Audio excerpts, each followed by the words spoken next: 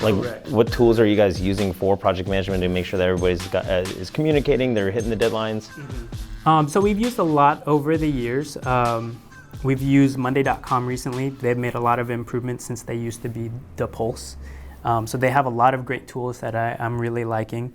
We're also using Notion a lot, but that's more on like the database side, like keeping track of a lot of different informations, treating it like a wiki. So those things are more recent for us. But over the past maybe 5 or 6 years, the things that I loved the most were Trello and Team Gantt, and then Google Docs, like the Google Suite.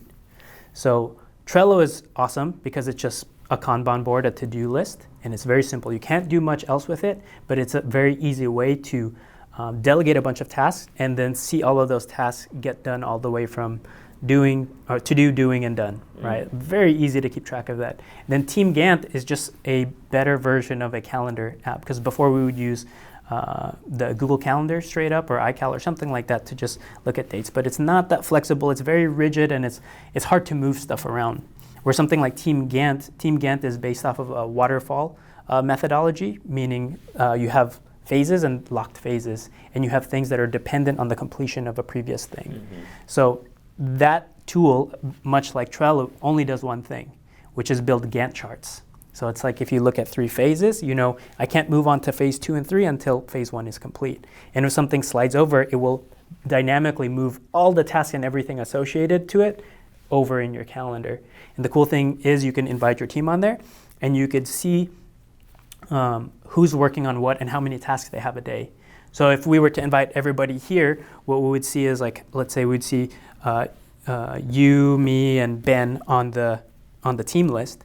I could see how many tasks you have to do today, and I can project in the future, oh look, a week from now, Sean has no tasks on his list. So I know he's available then. So it's good for forecasting. Right. So that's why I really like Team Gantt for that aspect. So Team Gantt and Trello have been my favorites over the years that we've spent a long time with. And then just more recently, Monday.com we're giving a shot, and then Notion for a lot of the database stuff. Very cool. How much of this did you learn in school? How much of this it was like, I just figured it out as I did it? All of it was on the job. None of it was in school. I don't know if there's any classes or courses or anything in school that teaches you project management. Not that I'm aware of. I did a search, but I don't know any. Like all the producers and project managers I've worked with, they didn't go to school for it. Huh. They just fell into it. So it's a really weird thing. It's something that pretty much you got to learn by doing. But well, and now you got the project management course, things like that. But that's interesting. And so these are like high level people working on really big projects, and they just kind of figured it out by necessity. Right. And I mean, there's lots of books out there, and there are other like methodologies. But again, I feel like most of them are oriented to the product design space. So if you're making digital apps and stuff like that, stuff that lives within a small ecosystem that doesn't necessarily involve a client giving feedback and being a part of the process. So that is definitely the gap that we fill there. What's the one thing that maybe like someone who they're good at their craft, but they've been running projects and is project management something that's holding people back from getting to that next level and working with bigger clients?